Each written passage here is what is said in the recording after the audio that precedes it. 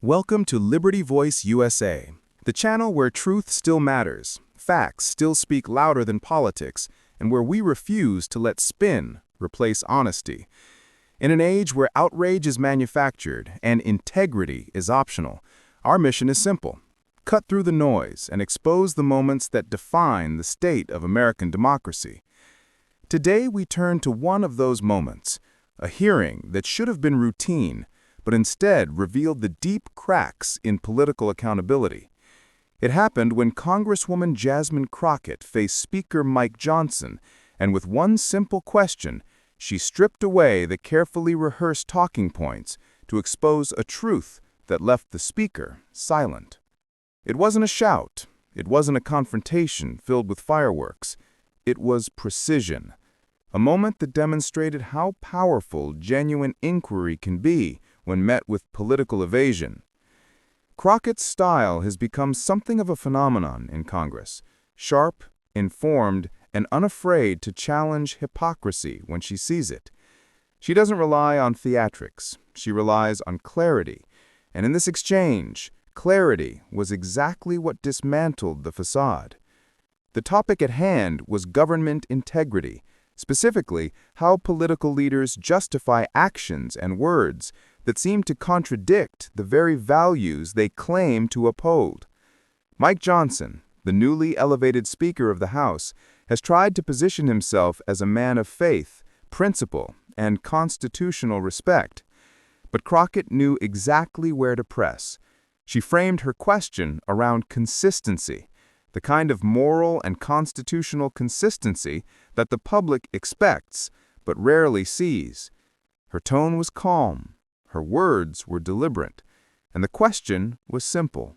Mr. Speaker, how do you reconcile your public defense of law and order with your party's ongoing effort to undermine the results of an election?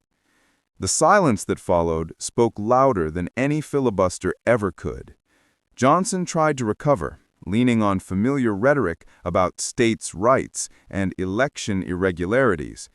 But Crockett wasn't asking about speculation. She was asking about principle. And that's where so many in power stumble, when they're asked to explain not what they do, but why they do it.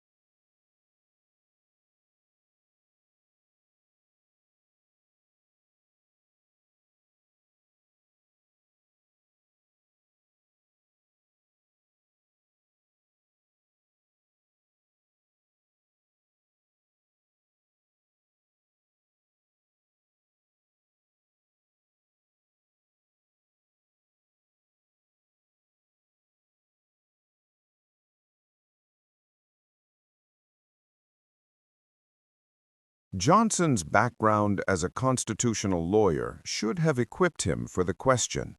Yet in that moment, his response revealed something deeper, a pattern of selective interpretation. He spoke about defending democracy, but his record, especially his actions surrounding the 2020 election, tells another story. As one of the key architects behind efforts to challenge legitimate electoral votes, Johnson has often walked a line between faith-driven rhetoric and legally questionable conduct. Crockett's question forced him into that uncomfortable space where moral justification meets constitutional contradiction. Observers in the room noticed the shift. The speaker's usual confidence wavered. The moment wasn't about humiliation. It was about exposure. Crockett didn't grandstand. She didn't interrupt. She simply waited. And in that silence, the illusion of moral authority began to crack. Political analysts later described the exchange as a masterclass in congressional accountability, not because it was loud, but because it was quiet and controlled. Crockett's calm demeanor created a contrast that magnified the speaker's evasiveness. It's a tactic rooted in legal discipline, the art of letting the question do the work. The broader significance of this moment reaches beyond a single hearing. It reflects a growing frustration among Americans, Democrats, Republicans, and independents alike, who are tired of watching leaders evade responsibility under the guise of party loyalty. The exchange reminded many viewers that truth doesn't need to shout. It only needs space to breathe. For months, Mike Johnson has walked a tightrope between two competing realities. On one side, a base still devoted to the narrative of a stolen election. On the other, a constitutional duty to protect the very system that disproves that claim. Crockett's question forced those two realities to collide, and when they did, the result was silence, because there was no credible bridge between them.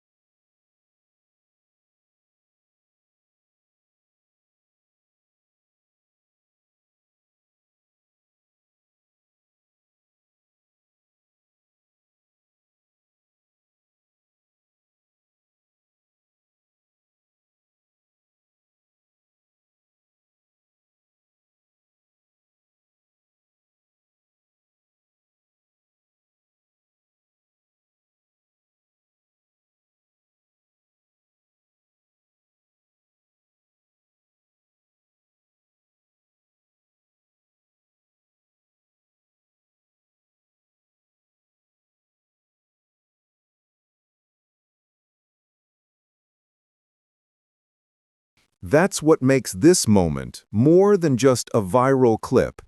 It's a mirror held up to the broader condition of American politics, where belief often outweighs evidence and loyalty outweighs logic. Crockett's composure reminded viewers that courage in politics isn't about volume. It's about precision, persistence, and an unwavering commitment to truth.